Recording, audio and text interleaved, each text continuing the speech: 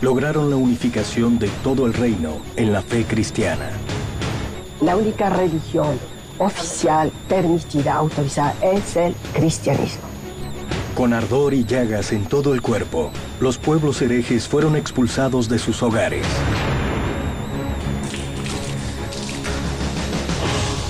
Años más tarde, los métodos despiadados para la evangelización cruzarían el océano hacia el Nuevo Mundo.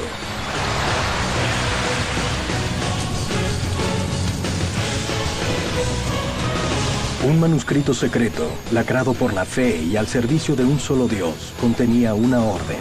Todos los obispos de América deberán empeñarse en combatir y eliminar la maligna influencia que pretende instalarse en estas tierras.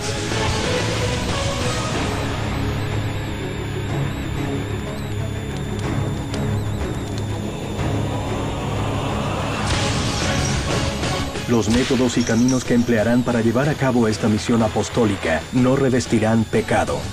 La Inquisición generó una pedagogía del miedo. La máquina de represión religiosa y política más temible de la historia llegó a América para acabar con la herejía. ¿Y cómo se actuaba? Fuego, tortura o quemarlo en público. ¿Alcanzó sus objetivos de evangelizar a fuerza de sangre y tortura? Colón y el descubrimiento de América fueron el verdadero origen de la Inquisición en el Nuevo Mundo. ¿Inspiró la Inquisición siglos más tarde al nazismo? ¿Evangelización de la palabra? ¿O el manto de seda que encubría la expansión y enriquecimiento de la corona española?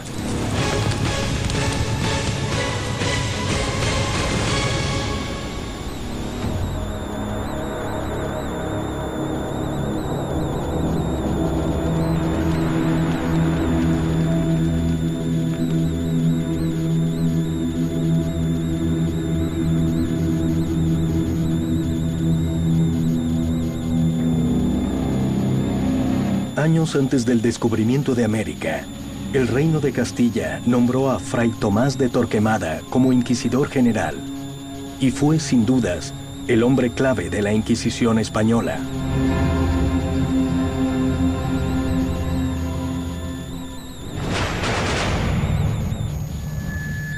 Torquemada fue el primer inquisidor. Un hombre que no tenía límites, un hombre que no tenía ningún tipo de problemas en quemar a quien hiciera falta con tal de imponer sus ideas.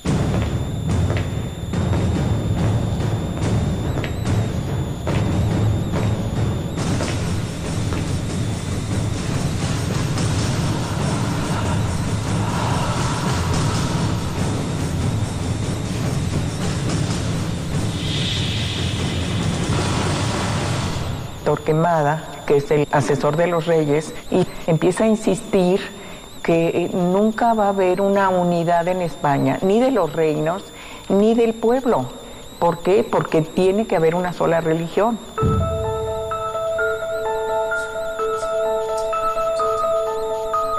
Era un hombre temible y su crueldad era bien conocida en todos los reinos. Conocía como el martillo de los herejes porque en algunos libros o folletos de la época se lo había denominado de esa manera. O sea que era implacable con aquellos que cometían herejía.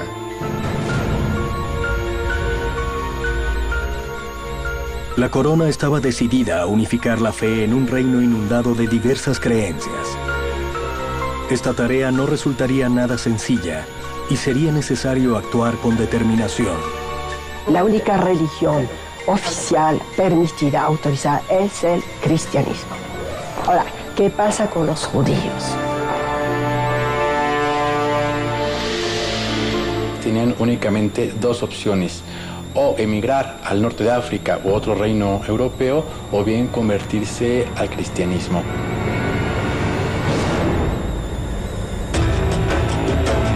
Por más de 1000 años, musulmanes y judíos habían sido fieles a su religión. Pero forzados por la Inquisición, se convirtieron al cristianismo. Sin embargo, ellos seguían fieles a sus costumbres y rituales en la clandestinidad. eran criptojudíos, judaizantes, o sea que a escondidas seguían practicando su religión. Si no quieren convertirse al cristianismo, son expulsados, tienen que salir del reino. Es lo que sucedió.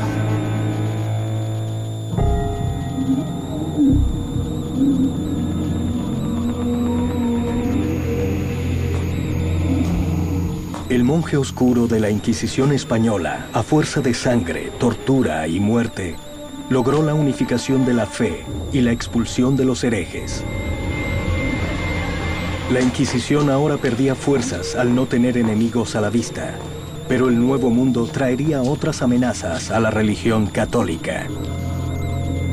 La Inquisición, que estaba casi agonizando en Aragón, fue vuelta a resucitar por los reyes católicos, que le van a encargar vigilar todo el reino, todas las partes del reino, para perseguir a quienes se apartan de la ortodoxia.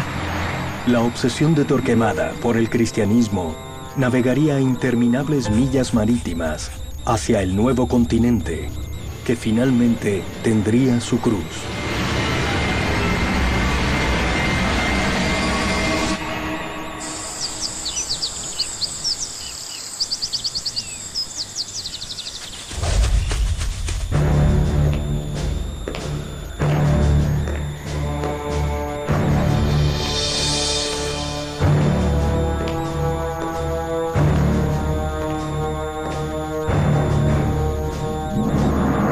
México, Lima y Cartagena de Indias fueron las tres ciudades en las que se instalaron los tribunales del Santo Oficio de la Inquisición. Las inquisiciones en América funcionan de formas distintas, o sea, cada sociedad tiene amenazas distintas. La sociedad mexicana, la sociedad limeña, la sociedad cartagenera, como sociedades donde va a aparecer el tribunal, tienen amenazas y enemigos distintos. Recordemos que la justificación de la conquista del Nuevo Mundo se da por su evangelización. Entonces las autoridades políticas solían colaborar con las autoridades eclesiásticas en la represión de los cultos andinos. Las noticias provenientes de América hablaban de una tierra próspera, abundante y salvaje.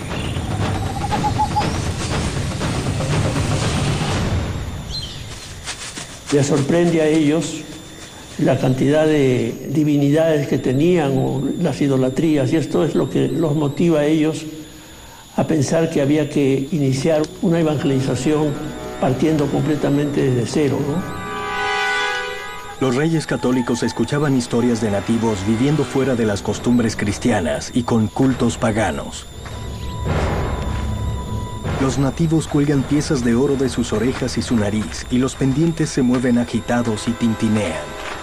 Con los tallos de una caña de dureza inquebrantable hacen sus flechas, pero no se procuran corazas de cuero. Este párrafo es como la primera foto que se tuvo de América.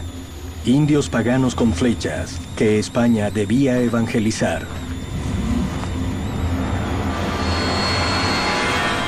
La existencia del indígena va a suscitar un montón de debates en la cultura europea, pero rápidamente también la idea de protegerlos como menores de edad va a llevar a que la corona asuma una posición de evitar que pase en América personas que puedan contagiarlos con malas ideas o con malas actitudes. Al llegar acá se encuentran con una población totalmente distinta en raza, en costumbres, en religión.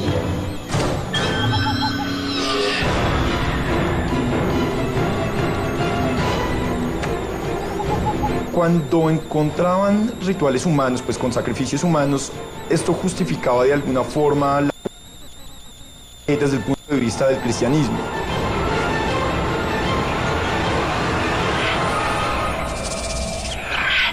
Los mayas creían en sacrificios para contentar a sus dioses y evitar castigo.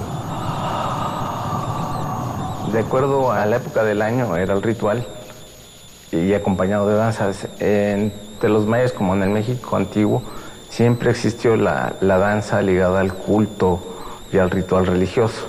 Para quien hacían sus rituales, para tener alimento, y por eso le ofrecían a los dioses el sacrificio de humanos, y esto no va a ser extirpado por la Inquisición ni por la nueva cultura que llega de Occidente. Estos rituales aterrorizaban a conquistadores y religiosos. Obviamente para los españoles los sacrificios humanos eran cosa del demonio. Más o menos es así como lo definen. Por cierto, era muy difícil cristianizar a una población, ¿no? Indígena con ritos y cultos tan ancestrales, ¿no? Y menos en poco tiempo. La corona española había aprendido a combatir la herejía. Esos mismos métodos serían traídos al Nuevo Mundo y el indígena finalmente tendría su cruz. Ya nada sería lo mismo en América.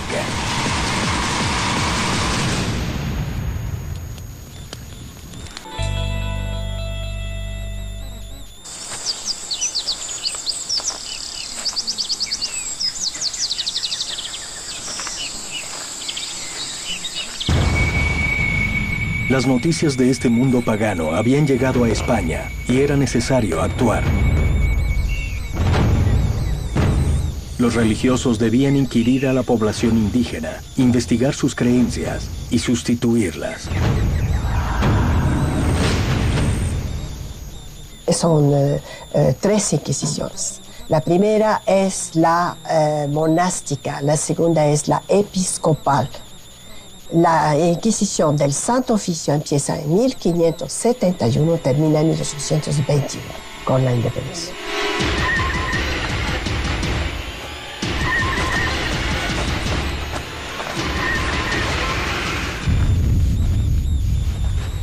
La Inquisición tenía una doble naturaleza. Por un lado, una naturaleza política para conquistar y ampliar los dominios de la monarquía hispana, y por el otro, una función espiritual religiosa para convertir las almas de los indígenas al cristianismo.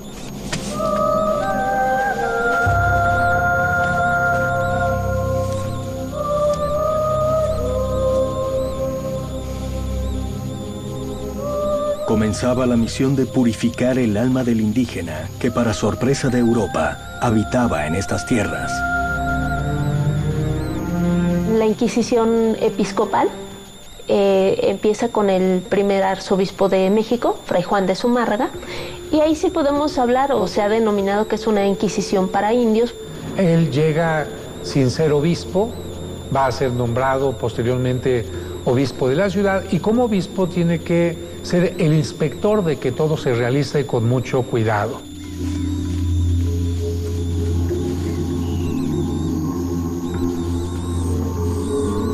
Se les obligaba a cambiar ciertas conductas, ciertas prácticas y sobre todo a adoptar las nuevas, españolas, cristianas, pero también se les permitía que si de repente se equivocaban porque no entendían el Evangelio, bueno, se les daba oportunidad a que volvieran sobre su error. Pero en el momento en que se descubre que aun cuando supuestamente se han hecho cristianos, siguen utilizando los elementos que son códices, ídolos, en ese momento estos elementos se convierten en negativos y por eso hay que destruirlos.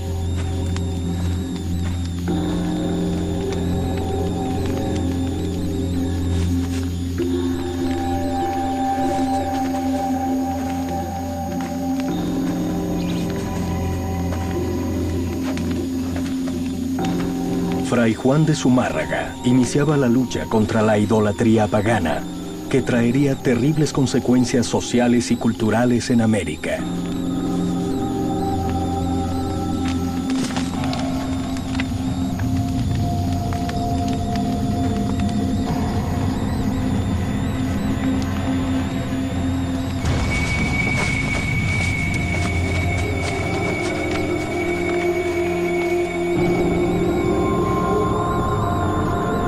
Situarse en el contexto indígena de la conquista es situarse en un drama, porque para los indios la conquista significó un cambio radical en su forma de vida, en su forma de concebir el mundo, una forma distinta de ver la realidad.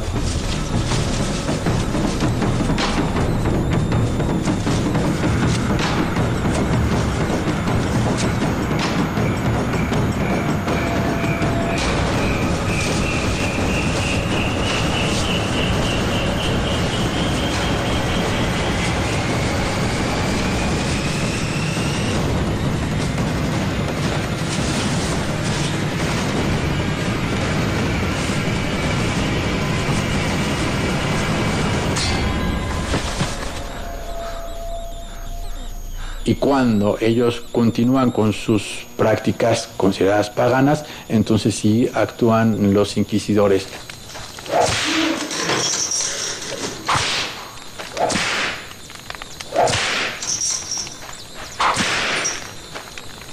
Se tiene que destruir una gran cantidad de cosas que en aquel momento son consideradas como enemigas de la fe.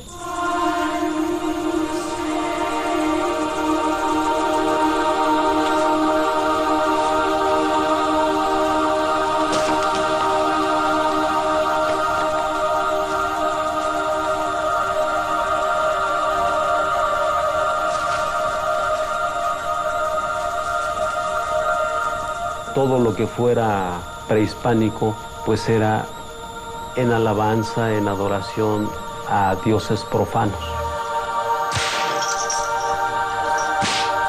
Había que destruir todo.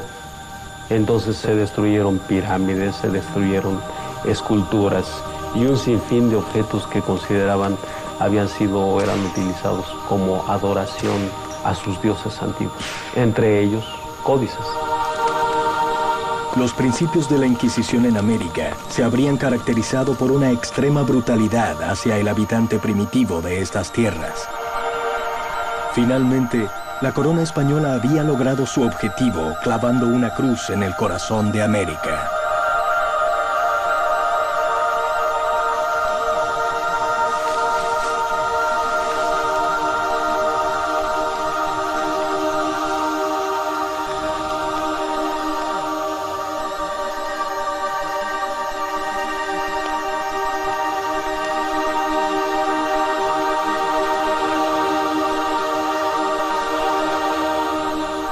Los tribunales del Santo Oficio de la Inquisición apuntaban ahora a los judíos residentes en América, quienes habrían llegado a estas tierras gracias a la ayuda de un enigmático aliado.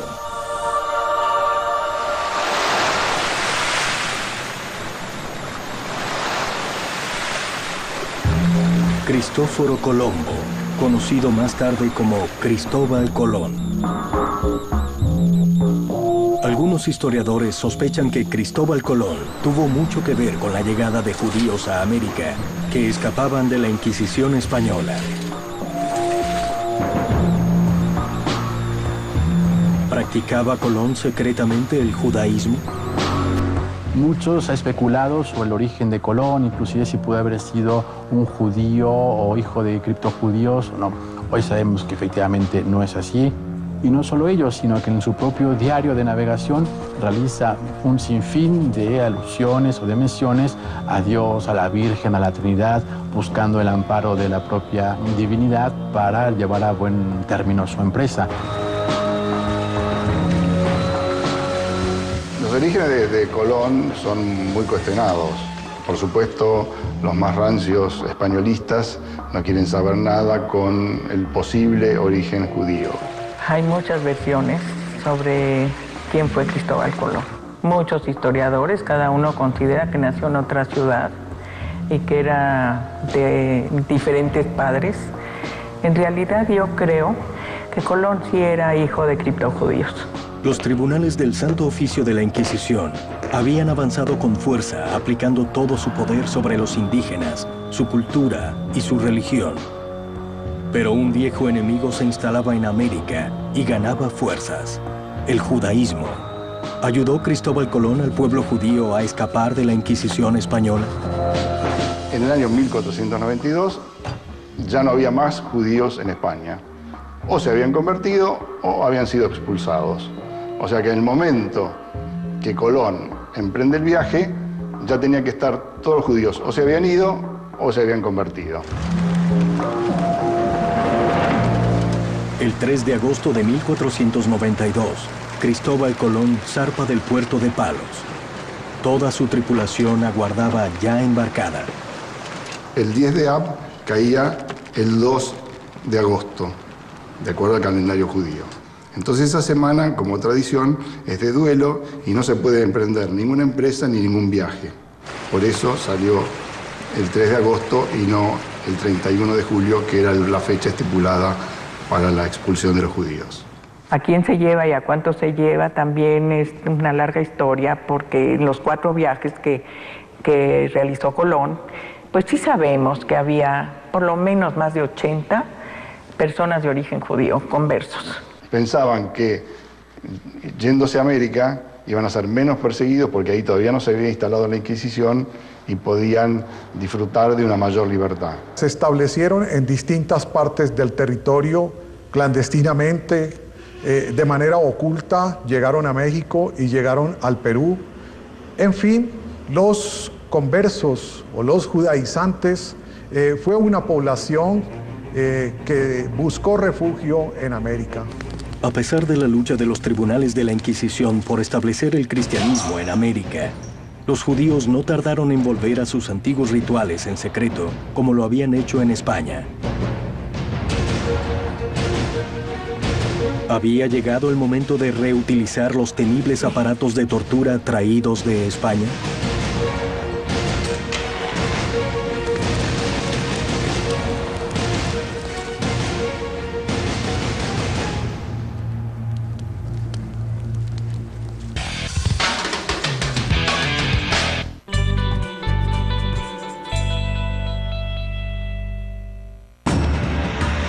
Expulsados de España, los judíos aprovechaban los viajes de Colón a América en busca de nuevas regiones donde instalarse.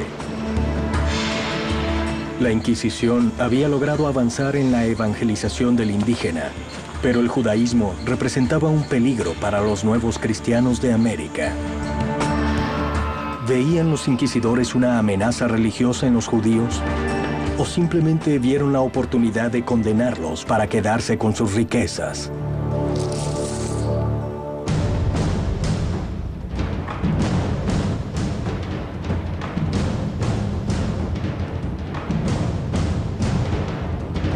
En 1569 y 1570 se fundaron los 2 tribunales de Inquisición en América, el de México y el de Lima. Para impedir que se contaminen las tiernas plantas en la fe, que son los indios. Para impedir que los indios, que son todavía muy ignorantes, inocentes, puedan ser contaminados por ideas, creencias heterodoxas. En estos fue depositada la confianza de reservar la población americana de la influencia nefasta, se consideraba, de la herejía judía que había tomado tanto auge en el curso del siglo XVI. El judaizante es el judío que por razones de conveniencia se hace bautizar, pero en el fondo rinde culto a la Torah y a todas las instituciones judías, ¿no? Para frenar al enemigo judaizante del catolicismo, la Inquisición exigía la pureza de sangre católica. En América solo se aceptará a la cruz.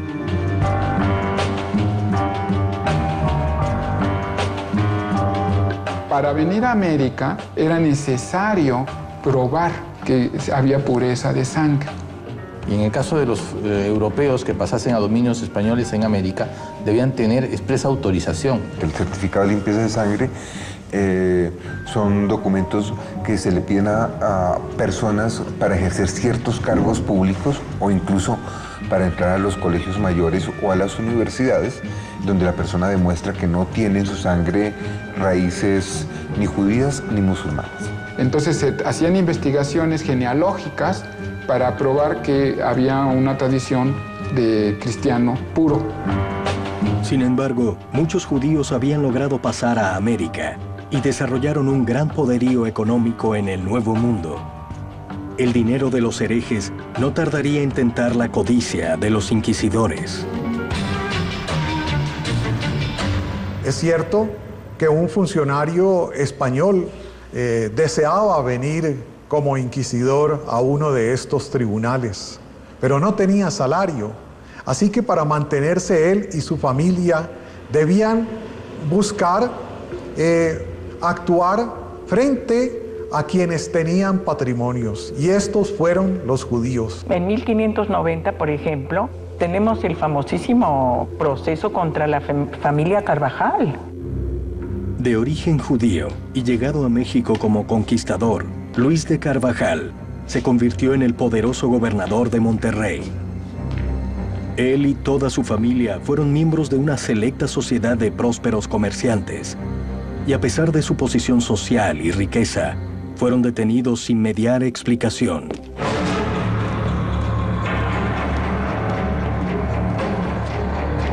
Luis de Carvajal, el viejo gobernador de Nuevo León, fue implicado en la medida en que era el patriarca, el jefe de una familia en la que la mayoría de los miembros eran judaizantes. Una persona, cuando era detenida, no sabía por qué se la detenía. Era llevada a las celdas y allí se lo mantenía por varias semanas. Fue perseguido, fue interrogado, fue perseguido, fue enjuiciado, porque se temía que él también fuera judaizante. Nunca se comprobó que lo fuera. La familia Carvajal se estableció en la Ciudad de México y en el norte de la Nueva España, en Torreón, hasta que fueron denunciados y traídos en su momento a la Ciudad de México para formarse el proceso y finalmente fueron acusados y procesados. Luis de Carvajal, además de ser el gobernador de Monterrey, fue un próspero comerciante. Los bienes eran sistemáticamente secuestrados por el tribunal. Uno de los ingresos más notables que la Inquisición tenía, pues era a partir del secuestro de los bienes cuando se producía el inicio de los procesos, ¿no? Cuando una persona pues era denunciada y la Inquisición tenía por bien empezar el proceso, más allá de que si la sentencia pues lo encontrara culpable o inocente, etc. Más allá de eso, inmediatamente se procedía al secuestro de los bienes de esta persona. La Santa Inquisición se había transformado en un ente recaudador a ambos lados del océano, pero especialmente en América. Las inmensas fortunas que secuestraban a sus prisioneros reforzaban su poderío económico que, por otra parte, estaba comenzando a opacar su misión religiosa original. ¿Fue convirtiéndose poco a poco en una maquinaria implacable de codicia y terror? ¿Hasta dónde era capaz de llegar? Uno de los capítulos más, truculentos de las historias de la Inquisición es el relativo al tormento. Cuando el Tribunal Inquisitorial encontraba dudas en los testimonios a favor o en contra de los procesados o de los mismos procesados, se declaraba o se pasaba al reo a tormento.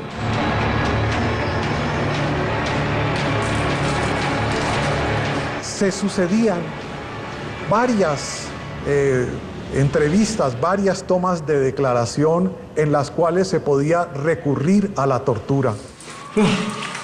Sí, existió la tortura, obviamente. Era una técnica empleada por todas las justicias, civiles y religiosas, hasta el siglo XVIII. El tormento era reconocido por todas las legislaciones de la Edad Media. Es decir, cuando había que lograr una confesión, se procedía a hacer el sufrimiento que no produjese la muerte, ni ninguna rotura de huesos, por ejemplo, ni derramamiento de sangre. En aquellos días, el temor era el camino más rápido para llegar a la verdad, pero la Santa Inquisición cuidaba celosamente la pureza de sus manos. Los inquisidores sabían que no podían mancharse las manos con sangre humana porque esto era un pecado y no podían pecar dándole muerte a una persona o causar el derramamiento de la sangre. Es el verdugo el que tortura, es un profesional de la justicia civil. La Inquisición no tiene verdugo especial. Trae y paga, tiene que pagar al verdugo de la justicia civil. Es un profesional, no es un psicópata. Muchas veces hacía con la intención de que dijera la verdad. Era bajo coacción que una persona tenía que declarar un delito por el cual se le estaba juzgando o enjuiciando durante la Inquisición sobre todo. A menudo los artesanos de la época producían esta obra de arte macabra y competían entre ellos. Alguno que llegaba a inventar algo verdaderamente terrible le implicaban como una acusación de haber hecho una cosa tan macabra que solo podría ser hecha de la mano del diablo. A lo mismo lo torturaban por su propia creación. El tormento significaba justamente la idea de mortificar la carne para extraer la pureza. Y para extraer la pureza, los tribunales del Santo Oficio de la Inquisición utilizaban métodos ingeniosos y certeros. El potro va a ser el primer elemento que se va a utilizar para dar tormento por la Inquisición. Va a ser la primera forma de llevar a cabo la sustracción de la confesión. Que verán a un personaje que está colocado, hinchado sobre una tarima de madera y que al ser estirado a darle vueltas a la rueda, las extremidades se estirarán en sentido contrario para producirle intensos dolores. Una vuelta, 2 vueltas, a los brazos y a las piernas. No se podía ir más allá de 6 vueltas, prohibido. Se tenía que parar. Y muchas de las veces, si el verdugo se excede y no tiene el cuidado de manejar la cuerda, puede cortar las coyunturas de las muñecas, de los pies o de la cintura y provocar lesiones graves que le lleven a la muerte a la persona que está sufriendo el tormento. La aplicación del tormento a una persona traía inesperadas consecuencias a sus familiares. En el pasado, cada tortura que se infligía a las víctimas, los familiares tendrían que pagar por el servicio. Cosa increíble, ¿no? Es la última broma perpetrada en contra de los condenados. El gobernador Carvajal muere en 1595 en prisión a causa de las dolorosas torturas recibidas y el resto de su familia poco después en la hoguera.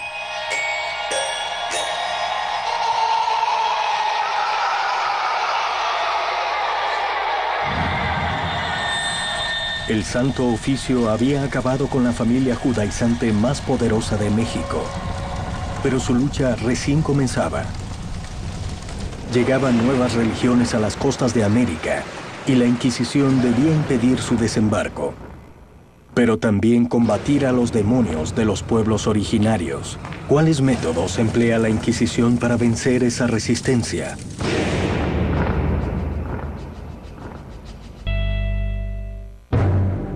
Mientras que en México la Inquisición se ocupaba de impedir el judaísmo, otras religiones llegaban a las costas del Perú por el Océano Pacífico. En una carrera contra el tiempo, había que reforzar la presencia inquisitorial en Lima para proteger la fe católica. ¿Buscaba la Inquisición quitarse de encima a los enemigos de España y sus religiones? ¿Temían la pérdida del terreno religioso? ¿O tal vez la pérdida del territorio conquistado? ¿Peligraba la cruz o el oro?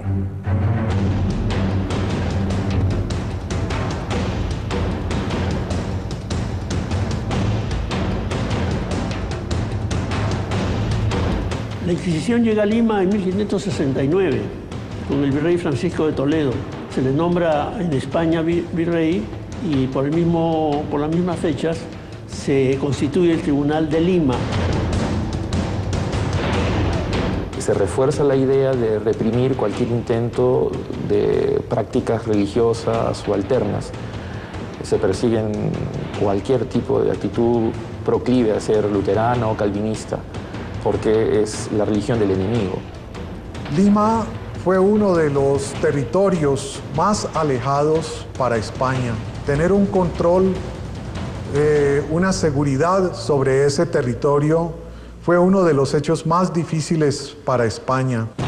Llegaban barcos de diferentes banderas por el comercio, pero principalmente piratas y corsarios, marinos ingleses y holandeses con religiones muy distintas al cristianismo.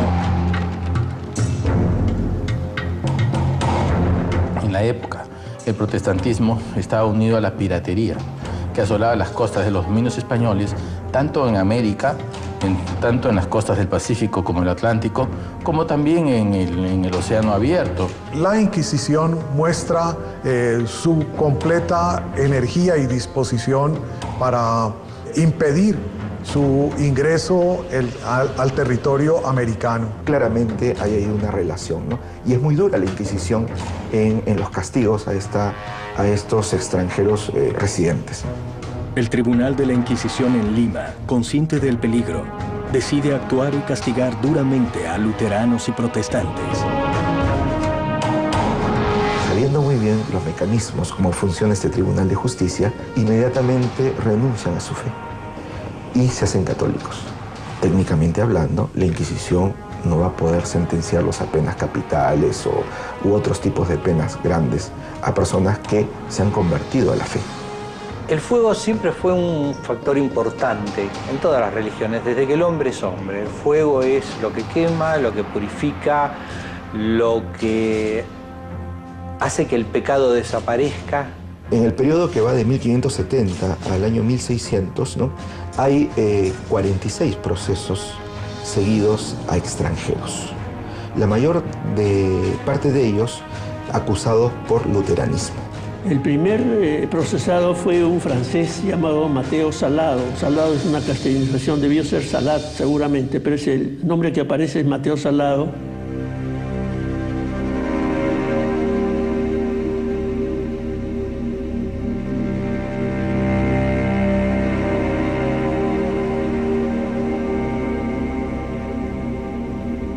Apenas se instala el tribunal, se buscó un primer chivo expiatorio y se ubicó a este personaje que era en realidad mucho más loco que hereje.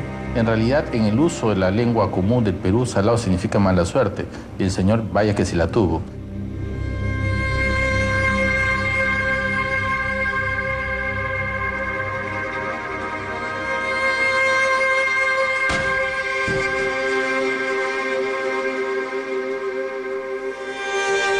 Para una persona humilde, marinero o exmarinero, con escasa formación en cuestiones de teología, pues era bastante fácil, ¿no? Poder culparlo, ¿no? Del luteranismo. Y efectivamente empiezan a gestarse el supuesto carácter de hereje de Mateo Salado, ¿no?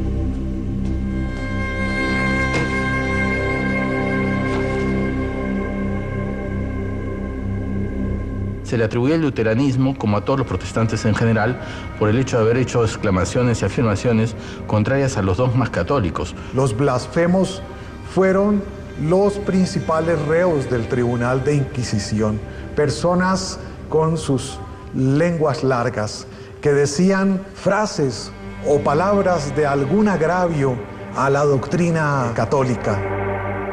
Pero además era un señor un poco extravagante porque vivía en una huaca. Huaca le llamamos los peruanos los antiguos adoratorios de adobe, generalmente en la costa, ¿no? Desde esa huaca, que lleva su nombre hasta nuestros días, se divisaba el mar. Y entonces eventualmente podía ser un espía de los piratas franceses que asolaban las costas del Pacífico. Entonces la condena a Mateo Salado tiene mucho que ver con la política. Política o religiosa. La leyenda de Mateo Salado fue la herramienta necesaria para atemorizar y poner un dique a la propagación de otras ideas peligrosas para el reinado español. Y de alguna manera vio en el caso de Mateo Salado pues un tema paradigmático para poder aleccionar a la población sobre aquellas personas que osaran, ¿no?, cuestionar el orden establecido, el orden del Estado y de la Iglesia en ese momento, ¿no? Le hacen el proceso, le invitan a que se retracte y como él de ninguna manera se retractaba, ya cae en la causal de pertinacia en la herejía y es condenado a muerte. Fue ejecutado en el primer auto de fe celebrado por la Inquisición de Lima en el año 1573. Los inquisidores creyeron que quemando a Mateo Salado se purificaría la fe católica y desaparecería la amenaza protestante de Lima.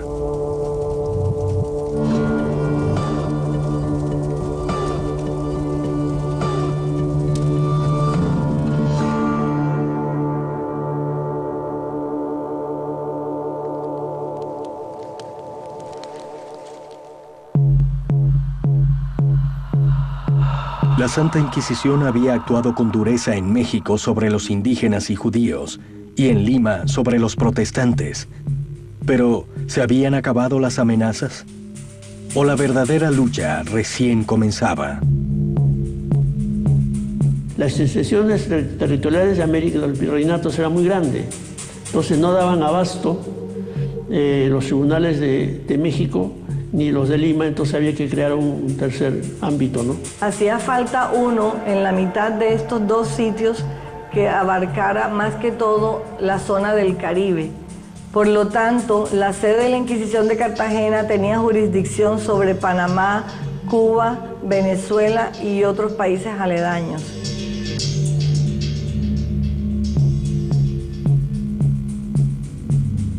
En 1610 se funda el Tribunal de Cartagena de Indias, en el norte de Colombia, en la costa del Atlántico.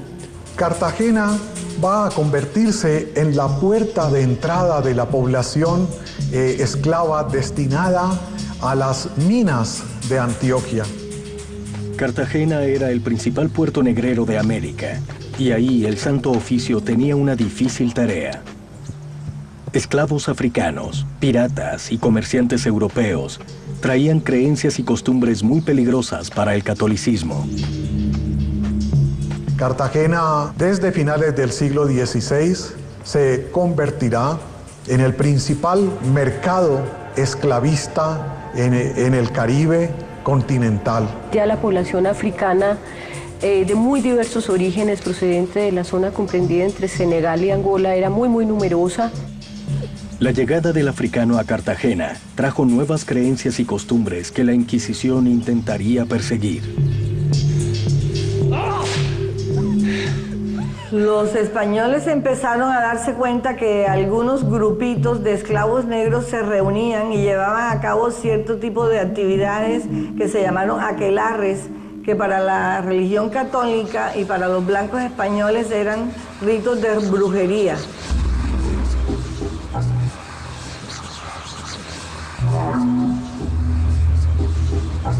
Los inquisidores sabían muy claramente de la persistencia, ¿verdad?, dentro de estas poblaciones africanas ya residentes en Cartagena, de una práctica muy específica que sería general a todos esos pueblos del África Occidental, que era el culto a los muertos. Pero muy pronto, las influencias africanas llegarían a los españoles residentes en Cartagena. Las mujeres españolas de Cartagena encontraron en las africanas servidumbre y rituales mágicos en el arte del buen querer. ¿Aceptaba la Inquisición estos nuevos conocimientos? ¿O los combatiría con fuego y tortura? Paula de Aguiluz es una mujer muy especial, es muy singular. A ella la compra Joan de Aguiluz. Y Joan de Aguiluz es una figura muy interesante porque Joan de Aguiluz era el alcalde de las minas del cobre en la región de Santiago de Cuba, al oriente de la isla. Vivirá un proceso particular de adopción de distintas tradiciones mágicas y religiosas que la van a convertir en un personaje muy particular. Y empieza a realizar una serie de prácticas de magia amorosa, en particular calificadas con ese nombre de hechicería. Se la acusaba de que por sus hechizos y sus maleficios su amo era condescendiente y cariñoso con ella, que le daba regalos y la trataba bien. Pero el problema es que la esposa de él pues siente celos, ¿cierto?, de esas preferencias y de esos afectos de él por esta esclava, y ella con otros vecinos, ¿verdad?, van a ser los primeros que la acusan a ella de prácticas de brujería. Incluso los inquisidores creían en sus propios poderes, creían en su capacidad sanadora, creían en los poderes que ella había acumulado en su conocimiento de sanación. Y ella además se vuelve la médica, podríamos decir, de cabecera del obispo de la Catedral de Cartagena. Es tal su popularidad e influencia en Cartagena que los inquisidores la interrogarán, pero sin importar lo que ella responda, no será detenida. Ella se ha ganado el miedo del Santo Oficio. Los inquisidores le preguntan, ¿es que usted tiene alianzas con el demonio para hacer todas esas cosas que usted hace? Entonces ella le dice, no, un momento, es que el diablo es el que usted me habla, yo no lo conozco. Yo nunca he tratado con él. Pero si ustedes le tienen tanto miedo y ese personaje es su enemigo, de ustedes inquisidores, yo me voy a hacer amiga de él, porque a mí me interesa hacerme amiga del enemigo de mis enemigos. La llegada de los tribunales de Inquisición en América y su puja religiosa ha trazado sin duda un antes y un después en la fe de indígenas y españoles. La Santa Inquisición, en nombre de la fe, había azotado con su cruz a los indígenas de América, y solo un milagro podría acercarlos a este nuevo Dios traído desde tan lejos.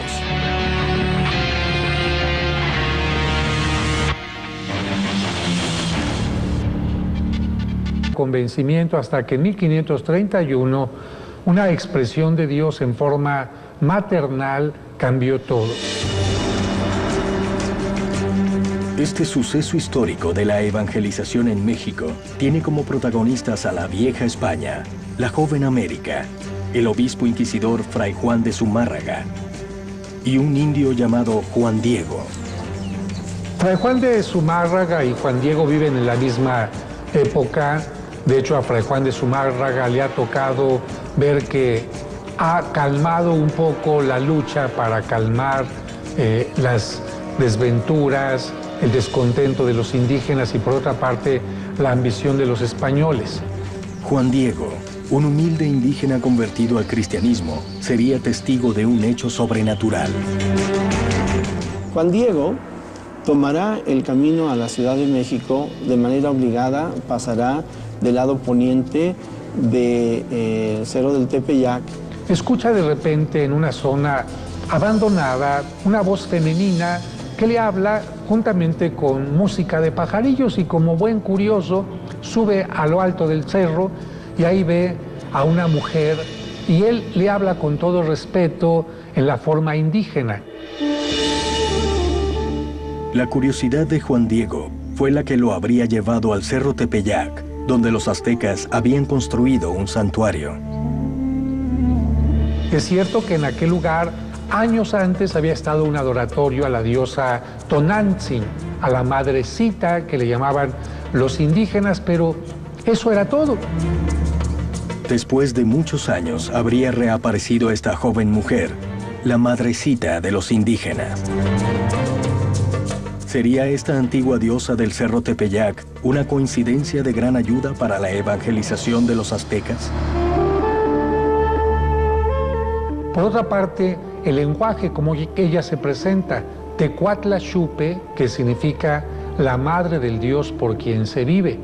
Los españoles, al escuchar esta palabra náhuatl, Tecuatla Xupe, buscan algo que se le parezca auditivamente y entonces utilizan la palabra Guadalupe, que era una población cerca de Cáceres, en España. Se da la idea de que la Virgen de Guadalupe puede ser la madre protectora de los indígenas, a la cual le pueden pedir favores y que interceda por ellos ante el nuevo Dios que van a ir aceptando poco a poco como el único Dios. Los aztecas denominaban a su diosa femenina como Tonantzin, que significa nuestra madre. Los conquistadores retomaron ese nombre porque les resultaba conveniente a los propósitos de la fe católica, en cuya doctrina María es la madre de toda la creación. Hay dioses que son semejantes o se les da una potestad de hacer actividades iguales. Se va dando una combinación de rituales y de ritos para que de esta manera surja una convivencia y una aceptación a su vez de la religión cristiana por parte de los indígenas. Los aztecas tenían varias diosas de la tierra y todas ellas eran consideradas como la madre del pueblo. Una de las advocaciones más influyentes era Coatlicue, la diosa que daba la vida y la muerte, que era guía del pueblo mexica. Los dioses son representados de manera antropomorfa, es decir, comparten elementos humanos, elementos animales, ¿no? y elementos propios. Los españoles resignificaron la figura de Guadalupe utilizando en su vestimenta símbolos de la dualidad de la religión azteca. Coatlicue daba vida, pero también la quitaba. Las dos caras de la madre de los mexicas fueron representadas en el vestido de la Virgen de Guadalupe. El rojo y el sol, que significan la vida, y el azul de su manto y la luna, que señalan a la muerte. Entonces, toda esta simbiosis se refleja en el carácter de los dioses. Va a ser un proceso largo en el cual hoy en día todavía podemos ver hasta en el rostro de las personas la presencia del indígena y de sus ritos y de sus formas de creencia y cosmovisión. Tanto la Virgen María como Coatlicue habían quedado encinta de manera milagrosa. Las dos habían parido al Salvador de su pueblo, y por sobre todo, las dos eran las protectoras de sus devotos. Tras la aceptación por parte de los aztecas de esta aparición, nacía el culto a la Virgen de Guadalupe, identidad de México y América Latina. La Virgen de Guadalupe se instaura en la Nueva España como un elemento de cohesión para que los indígenas crean en la religión cristiana, para que acepten y adopten esta religión como suya y también como un elemento que les va a dar identidad. El milagro de la Virgen de Guadalupe uniría al español y al indio bajo una misma fe. Este hecho marca el comienzo de la devoción hacia una imagen católica por parte del indígena americano. De alguna manera se manifiesta que esta imagen es la que va a unir ahora a el indígena juntamente con el español. No más sacrificios humanos. Por eso es de que Santa María de Guadalupe y Juan Diego jugarán un papel muy importante en la evangelización de estas tierras. La imagen de una joven mujer en el Cerro Tepeyac había logrado entonces la unión de dos mundos antagónicos. ¿Fue la diosa Tonantzin para Juan Diego y su pueblo? ¿O la Virgen de Guadalupe para Fray Juan de Zumárraga y los españoles? De todas formas, nacía el sincretismo. La Inquisición había cumplido su objetivo religioso, luego de haber torturado sin piedad a los pueblos originarios. En nombre de Dios, la Inquisición se adueñó no solo de la fe, sino de las riquezas de todo aquel que pisase el suelo del Nuevo Mundo. Estando tan lejos de los reyes católicos, ¿pudo la Inquisición haberse contagiado de la ambición de los conquistadores? Los conquistadores encontraron grandes riquezas en el territorio latinoamericano. Buena parte de lo que motivó la exploración al interior del territorio fue mitos como el del Dorado y la búsqueda de grandes riquezas que iban encontrando a su paso. La Inquisición no es un tema sencillo de explicarlo, porque es una institución surgida en otro mundo, en Europa, hace muchos siglos atrás, con objetivos religiosos y de imposición de una religión dominante, y también con motivos políticos, intereses sociales, de expansión de territorios, en fin, era una institución compleja. ¿Cuál era la verdadera misión del Santo Oficio en América? ¿Proteger y expandir la religión? ¿O bajo el hábito del monje, vigilar los intereses económicos? Si la crisis en España hacía peligrar la expansión de la corona, ¿era necesario orar por ello? ¿O por el contrario, confiscar bienes que le permitiesen prolongar su poder? En muchos casos, la persecución religiosa en lo que correspondería al Virreinato del Perú significa también un acto de colonización, es un acto de expropiación de territorios. Muchos de estos territorios prehispánicos eran, y los más ricos sobre todo, eran propiedad de los templos. Años después, hacia la década de los 1590, llega al Perú un visitador, el visitador Ruiz del Prado, ¿no? Periódicamente había visitas de la Suprema y Superior de Madrid a tribunales provinciales, y hay una visita a Lima y pues una revisión de los procesos. Así se llaman, visitas de la idolatría. Van por las regiones de la sierra, que es los Andes, y van buscando o haciendo que se delaten los adoratorios u objetos que son materia de culto. Gracias a la búsqueda incansable de rituales y objetos paganos, los españoles encontrarían al demonio vestido de oro. La extirpación de idolatrías es una institución dependiente de los obispos. Por medio de ello, los obispos designan a sacerdotes visitadores de idolatrías, va recibiendo las denuncias y posteriormente va dando sentencias, ¿no? Los españoles, cuando llegaron y vieron sacrificios humanos y vieron el uso que se le daba al oro y las formas que se le daba a la orfebrería y a los distintos rituales que llevaban a cabo los indígenas, empezaron a verlo como prácticas del demonio. Los inquisidores se asombraron de la utilización hecha por los incas del oro y la plata para crear ídolos demoníacos. Al igual que en México, algunos expertos sostienen que en Lima encontraron al mismísimo diablo en los ídolos religiosos. Particularmente la figura del jaguar, que son jaguares antropomorfizados, tienen elementos humanos y tienen elementos animales, entonces aparecen estos personajes con unos grandes colmillos, con caras pues bastante diabólicas para los ojos de los españoles. Los incas tenían una gran destreza en el trabajo del oro y de la plata. Se llega a un alto grado de perfección ya admirado en todo el mundo. Tenían un dominio de la metalurgia bastante especializado que obviamente cautivó a los españoles. Los ídolos religiosos, hechos de oro y plata, darían su bendición a la economía de la corona española. Dentro de su proceso de cristianización les permitía recoger todos estos objetos y fundirlos y convertirlos en riqueza, lo que era la riqueza para los españoles. Y que eso pues fue objeto del primer saqueo que se lleva a cabo en el Cusco. En el Cusco insisten mucho en el oro y la plata para máscaras ceremoniales o para objetos del templo de Coricancha, que es justamente que fue el templo principal en el Cusco. Los testimonios españoles recogidos en las crónicas nos hablan sobre que era un templo finamente decorado en oro, en plata, ¿no? Nos habla de un disco de oro. El sol obviamente cumplía el papel principal y el mismo término Coricancha significaría templo dorado, ¿no? Estaría ligado a él. Según se dice desde entonces, este templo habría tenido sus paredes interiores recubiertas por planchas de oro.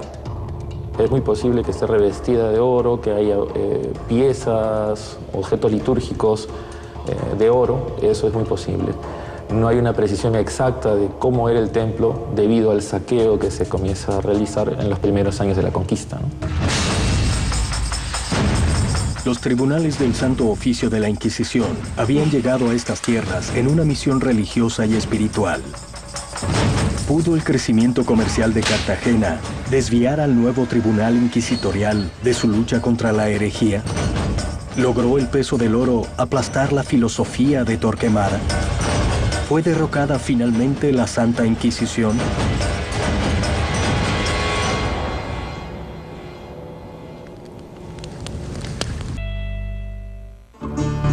Si al principio los tribunales del Santo Oficio de la Inquisición quisieron proteger la pureza de la fe, el crecimiento comercial de Cartagena obligó a los inquisidores a reforzar su lucha contra la herejía. ¿O los ricos comerciantes judíos lograron imponer su religión y desplazar a la Inquisición? De hecho, sabemos del funcionamiento de una sinagoga, si se le puede llamar así. Básicamente es en una casa de un comerciante portugués donde se reunía la comunidad judía conversa para hacer celebraciones. El poder tan grande que tenían estos comerciantes impidieron muchas veces que los inquisidores pudieran actuar contra ellos.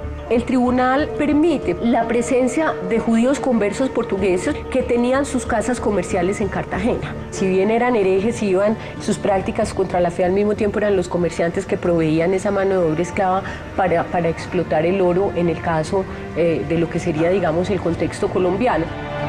Dada la enorme riqueza obtenida por la creciente industria del oro y por la mano de obra africana aportada por los comerciantes judíos, ¿intentaron sobornar los judaizantes a los inquisidores para comerciar libremente en Cartagena? Más bien los inquisidores elaboraron estrategias de seducción, de alianza, de compadrazgo con los judaizantes para recibir de ellos beneficios, dádivas y dineros que bajo cuerda les entregaban para detener sus investigaciones, para que les pasaran información que los podía prevenir cuando el tribunal iba a actuar. En ese momento, los inquisidores cartageneros fueron muy prudentes en no, en no juzgar a esos grandes comerciantes negreros, así fueran judíos o judaizantes, como se les llamaba, o así fueran protestantes, ¿verdad? Porque eran los que proveían esa mano de obra para la explotación del oro. El comercio y las riquezas en Cartagena crecían notablemente con la ayuda de los inquisidores. A varios kilómetros, en la ciudad de Lima, los judíos se volvían rápidamente más ricos y poderosos. En la misma escala, crecían las prácticas judaizantes y el descontento hacia ellos. Se convirtieron en un sector poderoso e influyente en la sociedad colonial que generó mucha rivalidad con comerciantes de origen sevillano y también con líderes de la iglesia dentro de la educación superior. El problema con la población judía es que era población del mismo nivel social e incluso a veces económicamente más poderosos. Y ahí es donde se producían los enormes conflictos y ahí había que actuar. ¿Y cómo se actuaba? Fuego, tortura o quemarlo en público. Los comerciantes judíos eran prácticamente los dueños del comercio en Lima, al mismo tiempo que la economía en España era cada vez más débil. Los judíos tenían un poder en el ámbito comercial antes de su expulsión de España. España está viviendo una crisis económica, se han reducido los fondos para el trabajo del tribunal y en ese sentido los miembros del tribunal tienen que pensar en agenciarse dinero para continuar su labor. El Santo Oficio comenzó a vigilar a los judíos por su crecimiento. La Inquisición había detectado un plan secreto. En Lima, en el año 1635, se vivió un proceso que se denominó de Gran Complicidad. La Gran Complicidad es un proceso descubierto por la Iglesia Católica en el cual un grupo de portugueses de origen judío planteaban generar la independencia del país, apoyándose en la flota holandesa. Y por supuesto, una conspiración en que la comunidad judía pudiera adueñarse del comercio del virreinato del Perú tendría consecuencias políticas nefastas para España desde la óptica del dominio virreinal. Por supuesto que sí. Para frustrar los planes de la Gran Complicidad, alrededor de 300 personas fueron detenidas e interrogadas por el Tribunal Inquisitorial. ¿Se había acabado la amenaza para el Santo Oficio de Lima? ¿Tenía la Inquisición solo el interés religioso en detener a los judaizantes de esta complicidad? ¿O tal vez existió una motivación económica? Podemos decir que la Inquisición también tiene otros intereses. Esos intereses obviamente son monetarios. Comerciantes judíos que tenían patrimonios. Hacia ellos actuaron las confiscaciones, los capitales, los dineros, las mercancías que les retenían, fueron principalmente las fuentes de sus recursos. Pero llegó a haber tal cantidad de procesados y detenidos que se tuvo que ampliar el número de celdas inquisitoriales. Se tuvieron que multiplicar y alquilar las casas vecinas para poder detener a todos los procesados, a todos los sospechosos del delito de ser judaizante.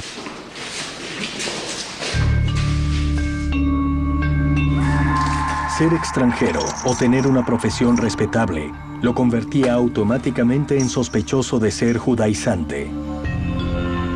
Decir portugués en el siglo XVI fue casi decir un equivalente a decir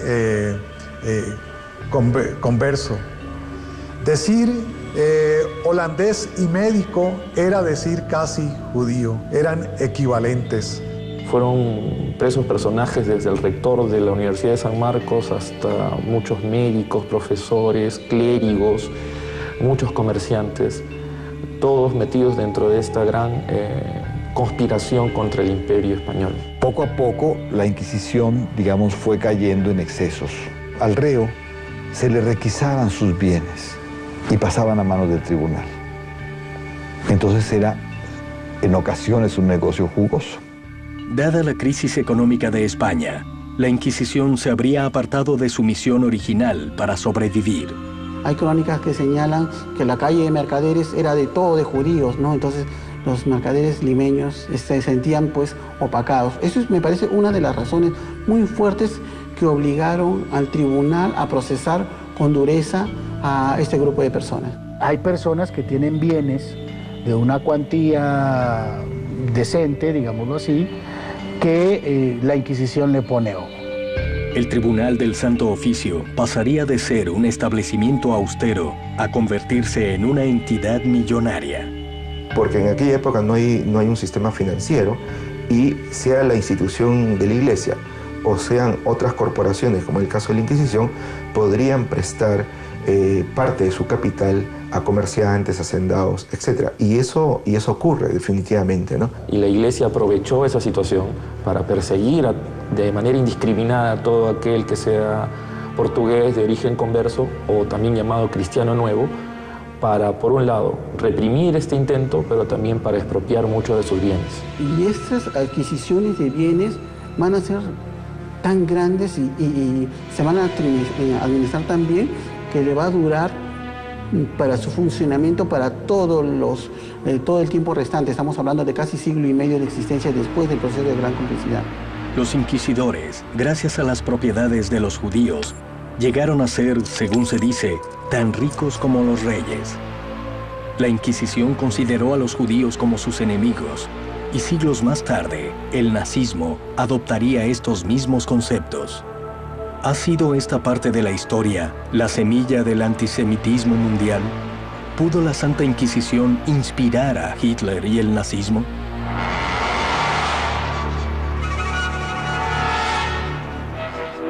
El Santo Oficio de la Inquisición buscó expandirse en distintas regiones de América y así evitar que se instalara el judaísmo. ¿Ha sido esta parte de la historia el reflejo de un terrible y sangriento fanatismo religioso? ¿O fue en verdad la semilla del antisemitismo mundial? Siglos más tarde, y con métodos muy similares, Alemania se expandía por Europa. ¿Pudo la Santa Inquisición y sus métodos inspirar a Hitler y al nazismo?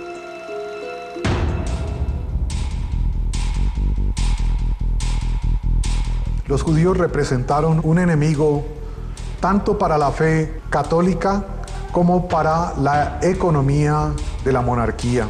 No solo fue un peligro por la introducción y la difusión de la religión hebraica, sino por el poder económico que concentraba. 500 años más tarde las ideas las tomaría Hitler y todo su movimiento, porque no podemos pensar en Hitler solo. Nunca hubo un señor que convenció a los demás de hacer las cosas. Siempre hay una cabeza. A lo largo de la historia, comienzan a aparecer notables coincidencias entre el nazismo y la Inquisición. El nazismo persiguió a los judíos y otros disidentes por su raza. O sea, España quería un pueblo de sangre pura, castiza y cristiana pura, y los nazis también querían una Alemania de sangre pura, sin mezcla. Entre la Inquisición, el nazismo y todos los movimientos que han planteado la pureza de sangre, las diferencias no son grandes. ¿Qué es lo que los iguala, o sea, o qué es lo que lo hace simultáneo? Y es el tema racial, es el tema contra los judíos. Tanto la Inquisición como el nazismo trataron de neutralizar el peligro aislando a sus prisioneros. En Lima, a inicio del siglo XVII, se crea el Colegio del Príncipe, un colegio especial para personas que han sido acusadas por ser idólatras y ser personas importantes de las idolatrías. Ahí los padres jesuitas regentaban ese colegio y se encargaban pues de un trabajo exhaustivo con ellos. Era prácticamente un centro de reclusión. En la pobreza, en la miseria de las celdas de los tribunales de Inquisición, muchos enloquecieron y murieron en la locura.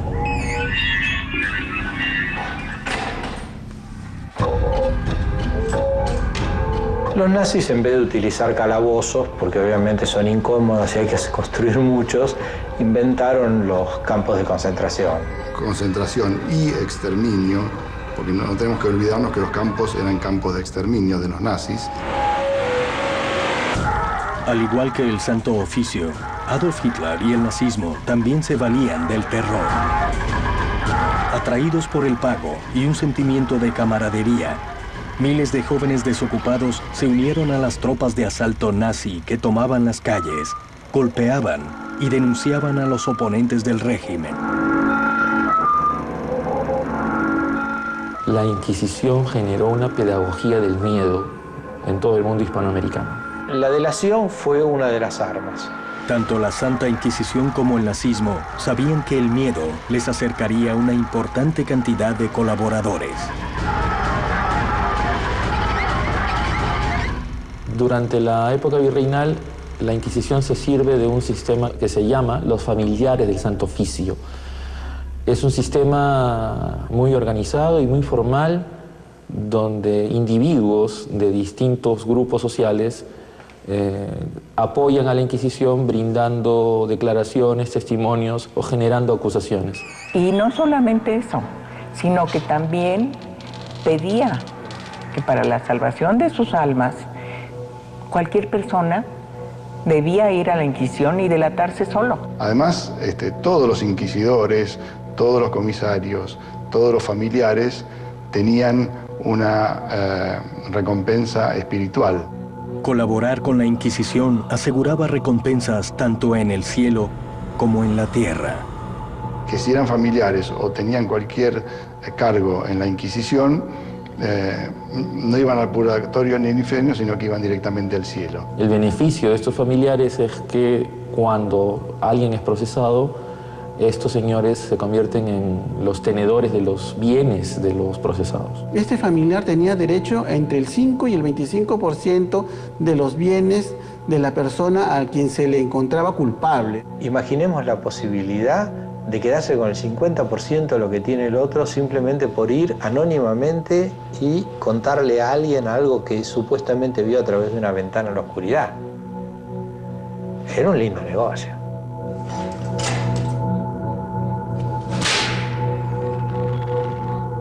Otra coincidencia histórica. Ambos distinguían a los condenados con una vestimenta especial. Para humillarlo, se le ponía un San Benito, que quiere decir una especie de casulla, con la cruz de la Inquisición y llevando una vela verde en la mano. Los nazis los vestían con una vestimenta a rayas, que son las que se ven en las tantas fotos o imágenes de los campos cuando los abrieron.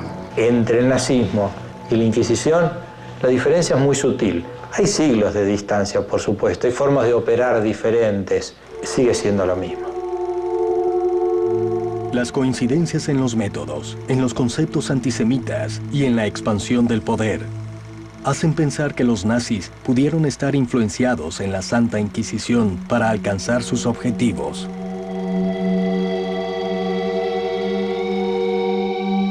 Luego de su paso por América y la cristianización del indígena, 5 siglos más tarde, la Iglesia Católica pediría perdón. ¿Cuál ha sido la enseñanza y la consecuencia de la Inquisición en estas tierras? La Inquisición, por supuesto, cuenta en su historia con grandes injusticias y con grandes excesos. Eso es imposible negarlo. En los últimos años, Juan Pablo II realizó un mensaje en el cual pedía perdón por los famosos o llamados pecados de la Iglesia, entre los cuales incluía la persecución inquisitorial. A 500 años del descubrimiento de América, La Iglesia Católica realizaría el examen de conciencia más grande de toda su historia. El Papa reconoce que hubo abusos, reconoce que hubo faltas de compromiso, reconoce que hubo omisiones, pero no de parte de todos. Sin embargo, hay que reconocerlas. Invita a que haya una comisión que estudie profundamente cuáles pudieron haber sido errores, cuáles pudieron haber sido abusos o omisiones en el pasado para que no se vuelvan a cometer y para que la Iglesia pueda sentirse también orgullosa y digna de lo que es. No solamente rectificar, sino pedir perdón por los excesos o equivocaciones históricas que había cometido. La mirada actual de la Iglesia sobre la Inquisición en América está situada en un pasado con valores sociales propios de otras épocas. Y si bien es cierto que desde la perspectiva del siglo XXI, hoy que existe la noción de derechos humanos, nadie puede ser perseguido por sus ideas y creencias, no lo era así en la época moderna, ni en la Edad Media, cuando la pertenencia a la comunidad de la Iglesia era lo que le daba sentido a la persona y al individuo. Era parte de la realidad la obligación de permanecer fiel a un credo, que es el credo católico. Que eso hay que comprenderlo, porque es otro momento de la historia. Sorprendentemente, la Santa Inquisición en México era percibida en aquellos años con un significado muy diferente al actual. Los 3 siglos de virreinato, no hubo un solo pronunciamiento popular contra la Inquisición. Esto es, la gente aceptaba que existía la Inquisición. Era parte de la realidad. Pero un conformismo social, callar, hacerse tonto.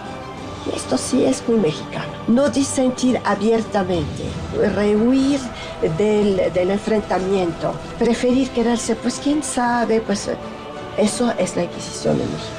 El pueblo nunca se rebeló en contra de la Inquisición ni en Europa ni aquí. Posiblemente, muchas de las tareas llevadas a cabo por la Inquisición han pasado desapercibidas por el pueblo de Nueva España. La gente, tal vez acostumbrada al temor, solo se preocupaba por la mirada de los demás y de su propia conciencia.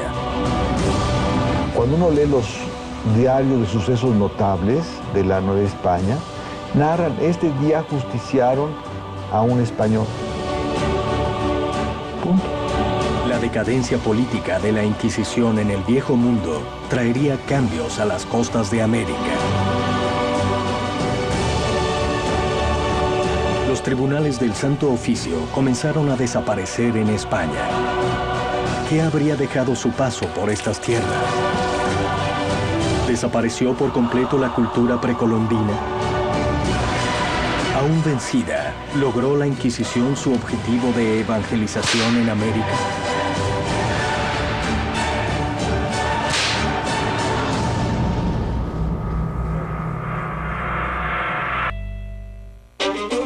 Después de 300 años, el poder de la Inquisición y el dominio de España se iban desgastando en América.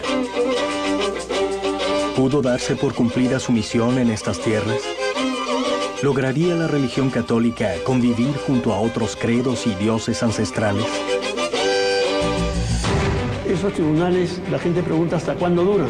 De hecho, la Inquisición decae en el siglo XVIII, ya digamos su presencia, su fuerza, y ya lo que se dedican en el siglo XVIII es a perseguir ilustrados, circulación de libros prohibidos, palabras disonantes, alguno que otro sacerdote que utiliza el confesionario para seducir mujeres, ese tipo de situaciones. La Inquisición finaliza en América como finalizó en España. La sociedad ya había evolucionado. Curiosamente, en México, el final de la Inquisición produjo, en principio, una desconcertante reacción en la gente. Con la independencia, la Inquisición de México desaparece. Cuando desapareció la Inquisición aquí, hubo gente que se preocupó. ¿Qué va a pasar entonces? Ahora si hay herejes, ¿quién se va a encargar de perseguirlos? Claro, una muy pequeña minoría, ¿no? Gente que quería que el tribunal permaneciera a pesar de los tiempos. La inmensa mayoría ni se había enterado de nada, como siempre. Pero una muy pequeña minoría sí se inquietó y quiso, hubo algunas voces que pidieron la instauración de una Inquisición mexicana. En contraposición con México, cuya sociedad era altamente dependiente de la moral inquisidora, en Perú la noticia fue sinónimo de liberación. Puedo señalar que una de las grandes tropelías que comete la población es el robo de una cantidad fuerte de documentación, ¿no?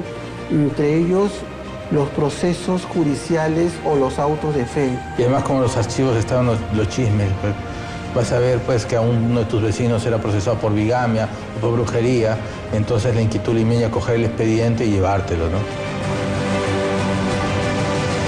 En el año 1813 hay una poblada, un movimiento popular, una turba que se lanza sobre el edificio de Inquisición y quema los muebles y los papeles. Eso es verdad. Años antes, en Cartagena de Indias, la caída del Santo Oficio coincidía con la independencia de España y se vivió con el mismo sentimiento de liberación. Con el grito de independencia, en Cartagena, la Inquisición cesa su actividad. Ya no tiene sentido. El 11 de noviembre de 1811 hubo grandes festejos en la ciudad de Cartagena, pero no solo orientados a la eliminación de la Inquisición, pero más que todo a la obtención de la independencia. Pocos días después, la población exaltada sacó del cabildo el potro en el que se torturaba a la gente. Ese mecanismo de tortura que representaba lo más ignominioso de la población, y en el centro de la plaza lo quemaron. El pueblo se dirigió al atrio de la catedral, donde se hallaban todas estas tablillas que llevaban los nombres de los reos condenados a lo largo de los 200 años y las destruyeron por completo. Los tribunales del Santo Oficio se habían vaciado para siempre y sus elementos de tortura fueron destruidos. Paradójicamente, la Inquisición desaparecía, pero había logrado su objetivo: cristianizar América. La Inquisición fue tal vez la única institución virreinal que cumplió con sus objetivos, que era mantener la pureza cristiana en América. La aceptación de la fe católica es una aceptación global en toda Iberoamérica. Eso ciertamente debemos afirmarlo. El catolicismo se expandía en América. ¿Había logrado la cruz espantar definitivamente a los ídolos precolombinos? ¿O pudieron sobrevivir al fuego? América es el territorio de una experiencia única y singular, que es la de la formación de una religiosidad sincrética, mestiza. El habitante primitivo de estas tierras había soportado, en nombre de la cruz, crueldades en carne propia y la destrucción de su cultura. A pesar de ello, jamás renunció a sus dioses y creencias. La resistencia de los pueblos indígenas de América es uno de los más extraordinarios logros en la lucha por la memoria y por la identidad que ha vivido el mundo. La presencia de la religiosidad andina se termina fusionando con los cultos católicos y tenemos en la actualidad en América una religión sincrética más que una religión católica. Las distintas religiones, la católica, también elementos hebraicos, judíos, pero también las religiones africanas y las religiones prehispánicas tradicionales se funden de una manera excepcional en el ámbito popular.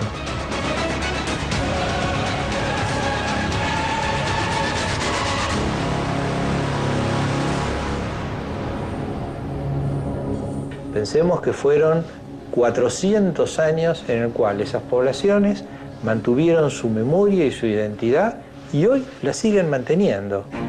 En la actualidad, los cultos precolombinos siguen sorprendentemente intactos y fieles a sus costumbres. Pero la historia desnudaría los orígenes del hombre más cruel y sanguinario de la Inquisición y su filosofía antisemita.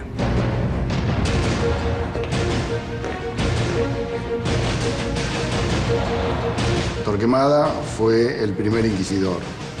Su origen era de una familia judía conversa hace muchísimos años.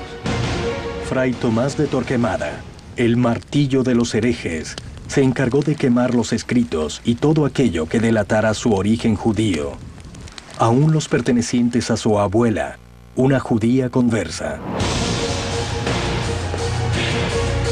Torquemada consideraba su ascendencia hebrea una mancha que lo avergonzaba. Su repudio a todo aquello que no fuera católico no se detendría en su tumba y sería transmitido a estas tierras.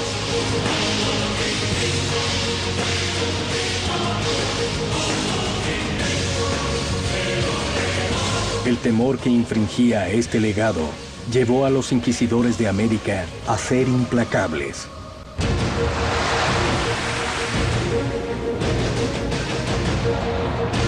Los pueblos originarios de América fueron testigos de la llegada del hombre blanco y su cruz. Una única religión sería permitida en el Nuevo Mundo. A fuerza de sangre, tortura y muerte, el catolicismo se había instalado para siempre. La cruz había sido clavada con firmeza en el Nuevo Mundo. No se trata de una manera de justificar algo, sino de reconocer, nos hemos equivocado y tenemos que seguir más de cerca el evangelismo. Aún hoy se sigue recordando un viejo dicho popular de aquellas épocas. Nadie se escapa del tribunal de Inquisición. Aún muerto, te castigarán.